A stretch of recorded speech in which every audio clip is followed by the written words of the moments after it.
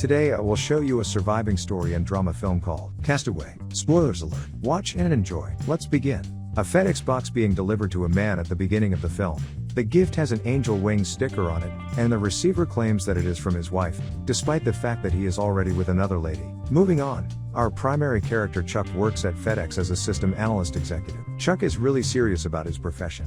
He travels around the world, and he is presently in Russia to maximize the hub's efficiency. To do so, he sent a parcel to himself from Memphis, America to Nikola, Russia, and at someone's residence, a boy carrying the FedEx box dashes toward the FedEx hub to transfer the package to Chuck, who then opens the package containing the clock. It began at absolute zero and will have arrived at its target. As per project guidelines, 87 hours, 22 minutes, and 17 seconds for a parcel to reach its owner is not acceptable. Now, as we all know, Chuck Nolan is a guy of strict schedules and deadlines, so getting the items delivered to their owners on time means a lot to him. But, despite the stress in his personal life, Chuck has managed to maintain a long-term relationship with his girlfriend Kelly. Chuck phones Kelly from Russia to let her know that he'll be back home in Memphis in about 18 hours. Chuck subsequently comes in the United States and meets Kelly.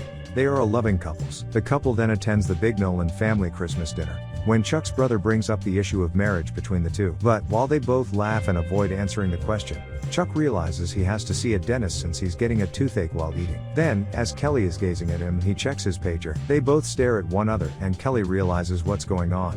Chuck needs to go back to work, despite the fact that it's the holidays. And considering Chuck's dedication to his profession, he intends to depart. Kelly accepts this and attempts to think of a way by asking him to return home before New Year's Eve, which Chuck agrees to at the airport. As a Christmas present, Kelly gives Chuck an antique watch that is a family relic. Chuck is moved by Kelly's present, and before leaving, he offers her a little box that she misidentifies as a ring. Chuck then assures her that they will open it together on New Year's Eve when he returns, and departs to catch his flight. Chuck then joins the aircraft crew on their way to Malaysia. They encounter a storm a few hours into the journey. Chuck hears the pilots complaining about losing all radio coverage, followed by something in the plane exploding. As a result of the intense turbulence in the flight, the jet begins to lose control, and one of the pilots hits his head quite hard while attempting to get Chuck back into his seat. Chuck notices the approaching water and the plane crashes into the Pacific Ocean. The plane begins to fill with water, and Chuck begins to drown. Chuck utilizes the emergency inflatable life raft handed to him by one of the pilots to keep himself afloat, but the weather is severe, and huge ocean waves begin to strike him. Chuck is in a life or death scenario. Fortunately, Chuck survives and lands on a deserted island. On one island,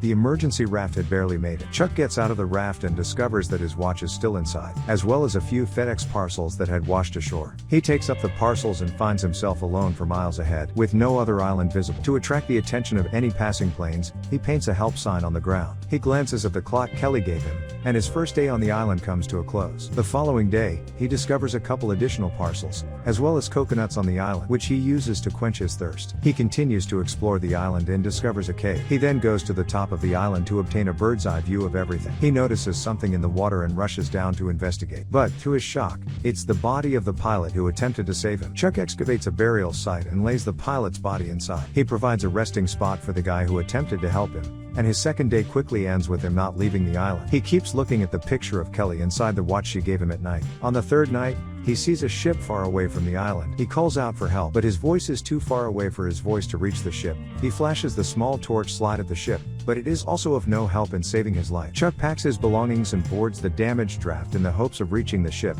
but the tides are too powerful, and he is pushed into the ocean. His leg is sliced on a coral reef, and he cries in despair, devastated. Chuck returns to the island, and it begins to rain heavily. To protect himself from the rain, he enters the cave he discovered a few days ago. Inside the cave, Chuck discovers a small water stream and begins to drink from it. Exhausted by the day, Chuck falls asleep, and the small torch also loses its power. He opens the parcels the next day, hoping to find something beneficial. He discovers a volleyball, skating boots, and a dress in one of the parcels. He can now chop coconuts with ease thanks to the boots' assistance. And he uses the garment to catch little fish, and he opens all of the packages save one, which has an angel wings sticker on it. Chuck keeps the gift unopened in order to use it as motivation to remain alive and deliver it to its proper owner. He finally makes himself a little tent and attempts to start a fire. He tries for hours on end with no result. He eventually fractures his hand due to a wound on his hand. He screams at the top of his lungs and tosses everything in his side. He discovers his bloodstained handprint on the volleyball a few minutes later. Chuck draws a face on the volleyball and places it in front of him to give the impression that he isn't alone. He begins to converse with the ball, and after a while, he eventually manages to ignite a fire. He becomes excited and begins to dance around the fire. He finally had something to be pleased about. He prepares and eats a crab over the fire while chatting to the ball. Wilson is the name he gives to the ball because it was made by Wilson's firm. The next day, he experiences acute toothache. He extracts his teeth with a skating boot and a rock, but loses consciousness in the process. He's been stranded on this island for 4 years. Chuck isn't the same as he was years before.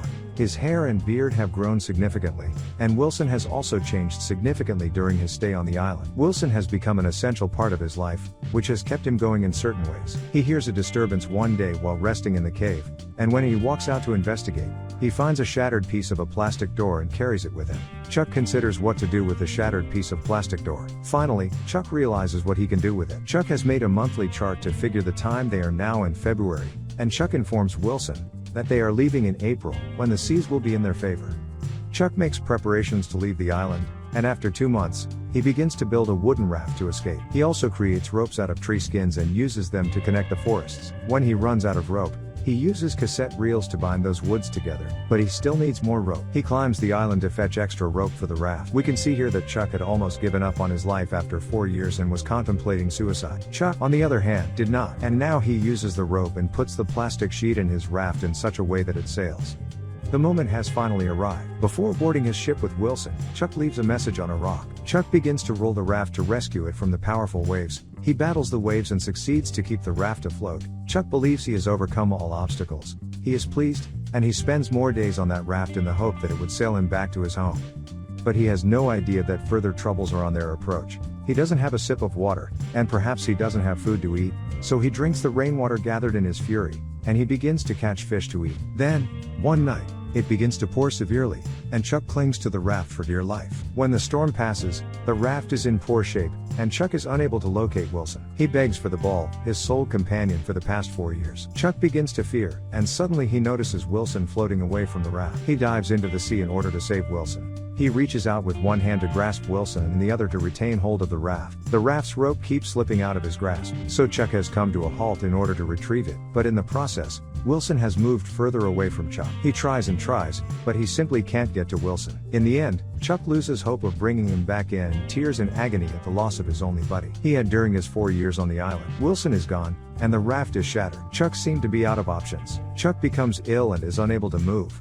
A whale showers water on him, and a ship passes by. Chuck eventually opens his eyes and glances back to see a massive cargo ship passing by. After all of his trials and sorrows, Chuck is eventually saved. Chuck is traveling back to his hometown 4 weeks later to see his family and Kelly. His friends inform him that everyone assumed he was dead and that a funeral was organized in his honor. After arriving, he meets someone he doesn't appear to recognize, who introduces himself as Kelly's husband. He tries to justify Kelly's inability because she was too upset and confused. Chuck remains mute, unsure what to say or do, because the love of his life, whom he had kept in his thoughts while surviving on that island for more than 4 years, had married someone else. After everyone has left, his friends and family throw a party to celebrate his survival. Chuck stares at a lobster and recalls the crabs he ate while on the island. He also takes a glance at a lighter, which reminds him how essential fire was to him. Chuck is unable to sleep in his own bed. Chuck sits on the ground, looking at the identical watch Kelly had given him years before. Despite the fact that she had married someone else, Chuck craved closure. As a result, he takes a taxi to Kelly's residence. Chuck is ready to ring the doorbell. Kelly invites him inside by opening the door. Chuck is about to say anything, but Kelly instantly embraces him. Chuck's hands are the watch she gave him as a gift, and Kelly is surprised that he still has it because it is a family treasure. Chuck wants Kelly to keep an eye on her. Kelly then shows him where she stored his car after he went missing. Chuck gets inside the car when she passes over the keys. The two of them exchange kisses. Kelly, on the other hand, draws back. Chuck begins to drive away and Kelly realizes she has more to say. She yells at Chuck and begins running at him. Chuck also gets out of his car and they kiss. Kelly explains that after 4 years of losing him, she had to let him go, but she has always loved him and will always love him. Chuck admits he loves her as well, but he knows it's too late for them to reunite. Kelly, on the other hand, can't leave her family behind. As a result, they decide it is best for them to separate. At the end of the film, we see him driving to deliver all of the parcels that he opened on the island. He comes to a house at a residence and is unable to identify anyone, so he leaves a parcel on the door with the statement, "This package saved my life. Thank you very much, Chuck Nolan." Chuck stops to look at the map as he drives back.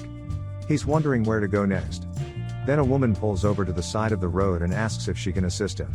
Chuck wants to know where the road front of him leads. The woman responds and then returns to her car. Chuck notices the identical angel wings on the back of her vehicle that were on the box he didn't open on that island as she drives away. The package that saved his life by motivating him to stay alive belonged to the woman he had just met, and she could be single. Thank you for viewing, and I hope to see you again in the next video.